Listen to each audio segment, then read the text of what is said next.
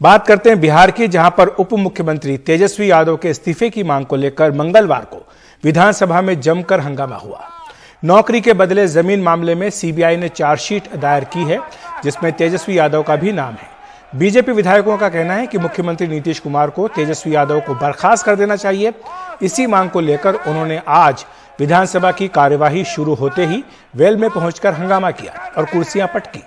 इसके बाद सदन की कार्यवाही को स्थगित करना पड़ा। उधर तेजस्वी यादव ने इस्तीफा देने से इनकार कर दिया। उन्होंने कहा कि बीजेपी हर तरह के आरोपी को हार पहनाकर गले मिल रही है। तेजस्वी ने कहा कि उनका नाम चार्जशीट में जानबूझकर जोड़ा गया। चार्जशीटेड व्यक्ति को मुख्यमंत्री अपने बगल में बैठाकर चार्जशीटेड व्यक्ति को माननीय मुख्यमंत्री जी बगल में बैठाकर घूम रहे हैं। बहुत सिद्धांत और नीति की दुहाई देते थे। कई जदयू के मंत्री को भी तुरंत में इस्तीफा लिया। उसके पूर्व में भी कई लोगों को, जीतन राम मांझी जी से लेके कई लोगों का इस्तीफा एक दिन के अंदर हो गया। लेकिन ऐसी क्या मजबूरी है नीतीश कुमार जी कि आज तेजस्वी से इस्तीफा मांगने की आपको हिम्मत नहीं हो पा रही है? तो बिहार की जनता सब चीज देख रही है कि ये लोग जो है जनता के मुद्दे से इनको कोई मतलब नहीं है। इनका एकमात्र मकसद है केवल हंगामा करना और सदन को ना चलने देना। कभी भी कोई भी ऐसी बात, तार्किक बात या बहस इनके नेता करते नहीं है, क्योंकि इनके पास कोई मुद्दा नहीं होता। हम लोग तो बड़ी तैयारी के साथ आए थे कि भाई सारे सवालों का हम लोग जो है जवाब देंगे। वहीं जनता दल यूनाइटेड के मंत्री अशोक चौधरी ने बीजेपी पर दोहरी नीति अपनाने का आरोप लगाया। उन्होंने कहा कि बीजेपी नेता कहते हैं कि एनसीपी के नेता भ्रष्टाचार में शामिल हैं, लेकिन उन्हें अपने साथ ले लिया। भारतीय जनता पार्टी की दोहरी नीति कैसे चलेगी? दोहरी नीति तो नहीं चलेगी। अब भारतीय जनता पार्टी के नेता कहते हैं कि छगन भुजबल और एनसीपी के लोग भ्रष्टाचारी हैं, प्रफुल्ल पटेल, और आप उनको अपनी पार्टी में ले लिए।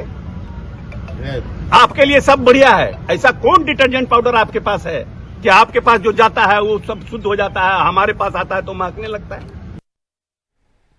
और बिहार में जिस तरह की राजनीतिक उठापटक चल रही है, इस पर चर्चा करने के लिए हमारे साथ हमारे वरिष्ठ सहयोगी मनीष कुमार पटना से जुड़ रहे हैं। मनीष, हमने देखा कि बीजेपी लगातार दबाव बढ़ा रही है नीतीश कुमार पर, क्योंकि बीजेपी जानती है कि पिछली बार भी जब नीतीश आरजेडी के साथ गए थे और तब जब ये आरोप तमाम इस तरह के लगे थे, तब जिस तरह का दबाव नीतीश कुमार के ऊपर बीजेपी ने बनाया था, उसके बाद नीतीश कुमार को अपना जो दोस्ती थी आरजेडी से वो तोड़नी पड़ी थी।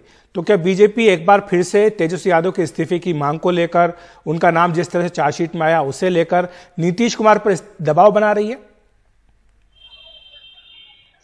देखिए, बीजेपी कोशिश तो कर रही है, लेकिन बीजेपी के नेता भी ये मानकर चल रहे हैं कि 2017 में जैसे उन्होंने ये मुद्दा बनाया था और इसी आधार पर जब ये एफआईआर दर्ज हुआ था तो उसी आधार पर नीतीश कुमार ने तेजस्वी यादव के साथ संबंध तोड़े थे। लेकिन ये भी वो मानते हैं, वो ये कहते हैं कि ये भी एक सच है कि 2017 से 2022 के दौरान जो है सीबीआई ने इस मामले में भले ही लालू यादव, राबड़ी देवी के खिलाफ चार्जशीट किया हो, लेकिन तेजस्वी यादव के खिलाफ उस समय तक कार्रवाई नहीं की थी अखिलेश, जब तक कि नीतीश कुमार के साथ उनकी दोस्ती एक बार फिर बढ़ी। उनका कहना है कि एक तरह से वो कितना भी इसे मुद्दा बनाने की कोशिश करें, लेकिन इस पूरे जांच का जो टाइमलाइन है, जैसे ही नीतीश कुमार पिछले साल इफ्तार में गए उसके तुरंत बाद छापे पड़े, और उनका ये भी कहना है कि अगर उस 5 साल के दौरान कार्रवाई होती तो शायद उनका एक स्ट्रॉन्ग केस बनता। लेकिन अब दिक्कत यह है कि तेजस्वी यादव घूम घूम के पिछले 2 महीनों से सबको कह रहे थे कि उनका नाम इस चार्जशीट में आने वाला है, और जब इस मामले में जांच भी शुरू हुई तो नीतीश कुमार ने एक से अधिक बार, उन्होंने बार बार कहा है कि इस मामले की जांच या तेजस्वी यादव के साथ पूछताछ हो या उनके घर पर छापेमारी हो, वो इसलिए हो रही है कि वो उनके साथ आए, यानी कि उनको नीतीश कुमार के साथ एक बार फिर राजनीतिक संबंध कायम करने का खामियाजा उठाना पड़ रहा है।